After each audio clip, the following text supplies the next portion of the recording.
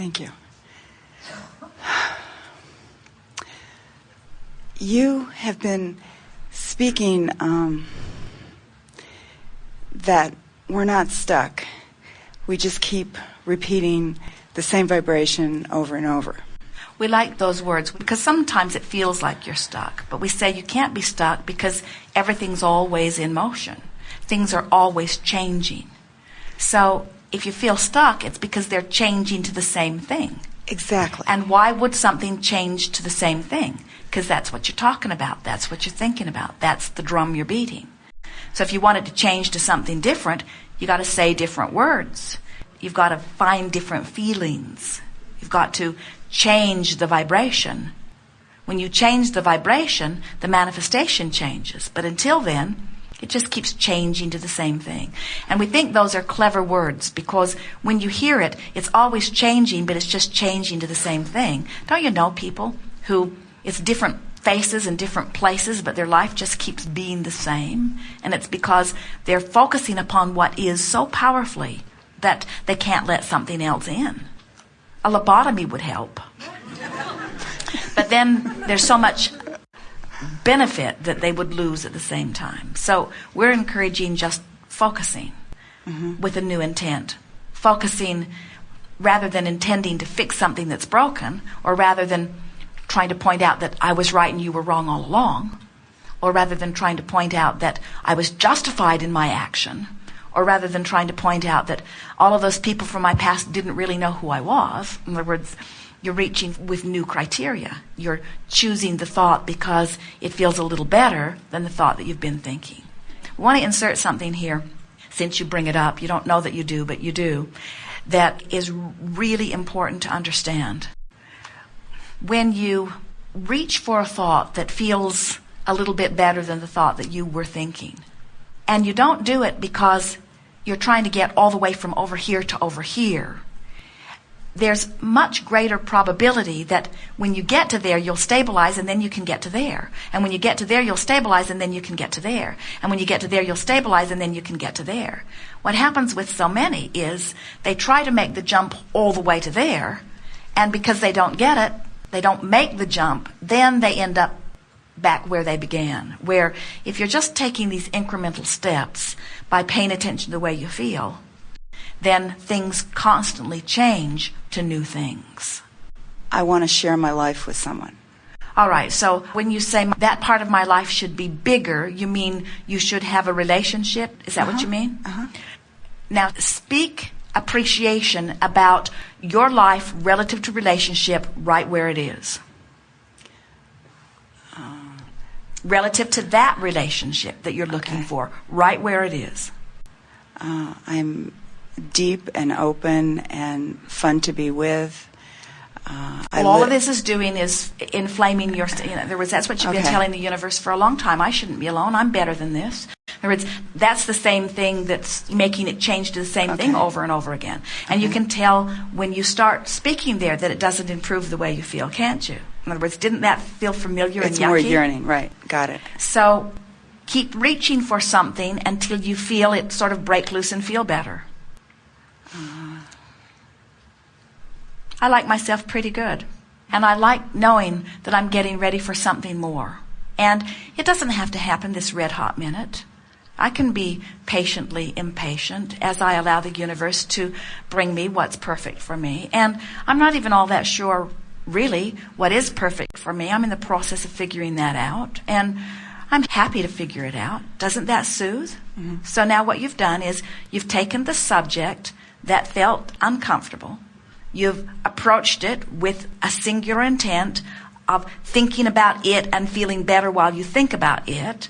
You've managed to think about it and feel better while you thought about it. And now you're in a different vibrational place. So now what we would do is we would stay there and beat the drum of this new, better feeling place to make sure that we've activated it enough that it will stick around for a while. So now we're sort of on that trail. You offer some words about that and see if you can't shore that vibration up. Can you feel the vibration change? It is a different feeling vibration. So now just stay there. It's subtle. You'll get really good at this. You'll get really good at feeling, oh, that doesn't feel so good. In other words, we're trying to shine light into those lonely corners so that those lonely corners don't exist, you see. And the tendency is, not just with you, but almost everybody, you're doing this so that you can jump over there into a relationship. So you're saying, I'm so looking forward to the relationship. And we want you to say, yeah, I'm looking forward to the relationship, but I'm happy now. Sure, I'm looking forward to the relationship, but I'm happy now. You know what two lonely people coming together get when they get together? Something a whole lot worse than lonely. In other words. And you know what a secure, satisfied, forward-looking, whole person gets when they come together with another satisfied, forward-looking, joyous, whole person? They get all kinds of adventure and potential and possibilities, you see.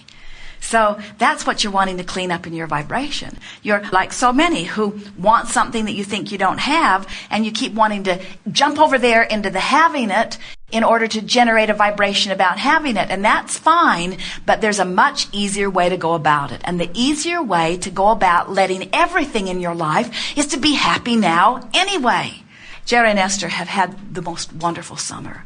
They left San Antonio and went to Colorado and spent days in Estes Park, right next to the Rocky Mountain National Forest. And they took walks around Bear Lake, and they had the windows open day and night. It was so delicious. And then they drove over to the West Coast and spent some time in Seattle and took walks along the river, and then spent a week on the Alaskan cruise. And each place that they were, they knew there was someplace else wonderful that they were going. And in every place, Esther said, no one can make me go, knowing fully that she would be moving on to the next place. But her statement, no one can make me go, is the way she says to the universe, I love where I am, thank you so much. I love where I am, thank you so much. I love where I am, thank you so much. And then they went down to California and spent time in San Francisco and right on the ocean. And Esther said, no one can make me go. No one can make me go. Meaning, I love where I am. Thank you so much. And then they went to Malibu and spent several days overlooking the Pacific Ocean. Windows open day and night. I love where I am. No one can make me go. No one can make me go. And then they went to San Diego. No one can make me go. Now Esther's getting very strong in her statement. No one can make me go. Beginning to feel just a little bit of lack mixed in with the vibration because it has been such a glorious summer. And now they're moving into Arizona and into New Mexico and back into Texas. And then Esther said, no one can make me go. And then she said, I love Sedona. And as they drove into Sedona, the light on the mountain more beautiful than they've ever seen it. So cold they had to close the windows at night. And Esther is saying, no one can make me go. No one can make me go. You get in the sense of what we're... In other words, you want to profess to the universe, I'm so in love with what is culminating around me here. Because in that attitude of adoration and appreciation, only more good stuff can come. In other words, only good stuff can come to someone who is so in love with their now. But can you feel the difference? Most people are saying, oh, I'm needy of this, and I'm needy of this, and I'm needy of this, and when I get over there, I'll feel so much better. And what is that attitude doing about their now vibration? Their now vibration, which is letting in or not letting in everything. In other words, you cannot have other than your point of attraction. Your point of attraction is where you are. Your point of attraction is where you are and how you feel. So, you just gotta find a way no matter what the conditions are, no matter what's missing and no matter what's present. You gotta find a way of exaggerating the good stuff and minimizing what doesn't feel good. You gotta find a way of loving where you are so much, not feeling guilty, not feeling lackful, not beating up on yourself, not saying I should have done better, not saying, oh, I'm this many years old, I should be this way, I should have this financial condition, I should have this relationship condition. Baloney. None of that means anything. You're not comparing yourself to anybody else. Who gets to decide who you are? Only you. And your love of where you are now will net you the world. It will bring you all good things. One more question about manifesting. there are times when I just have a thought and it comes to me instantly. Yes. And there are other times when I focus on something, raise my vibration, see it happening, imaging, and it doesn't come to me. And is that because I'm coming from not having it? Well, when you see it and it comes instantly, it means what you see and how you feel and how you vibrate's already there. But when you are working to raise your vibration and it's still not coming, it means there's still something stuck in your craw. And what it always is a keener awareness of what is than an awareness of what's coming. And that's why we really want you all to hear this. It will soothe so much and bring so many things that you've been wanting for so long, so quickly into your experience. If you can find a way of tweaking your perception into loving where you are anyway. And people worry about that. We'll be very brief here. They are afraid that if they speak appreciation of where they are, that the universe will then say, oh, well then, if you're happy where you are, then it's sort of like if you don't complain about your shoes, your mother won't buy you new ones. And if every day you say to your mother, oh, I love these old scuffed up shoes, then your mother just never buys you any new shoes. And so many of you are afraid that if you feel appreciation for your life as it is with missing pieces, that then the universe will say, well, she's happy, let's deal with someone more needy. And it isn't that way at all. You get yourself in vibrational sync, and then all good things come to you. Good time for a segment of refreshment. Thank you. We are complete. I have a few questions. One is about unity consciousness. I've heard your tapes, which were nothing but reaffirming of what my beliefs were already. So I'm very grateful to have come to your way of expressing. My question is, all we talk about, and I know you're going to answer it in a very nice way, we talk about me. How can I? And I know how taking responsibility for me is very important, just like what you just said. But how about mass consciousness to awaken and all right, well, let's enhance? talk about this. Yeah. I love life. Yes. I love you.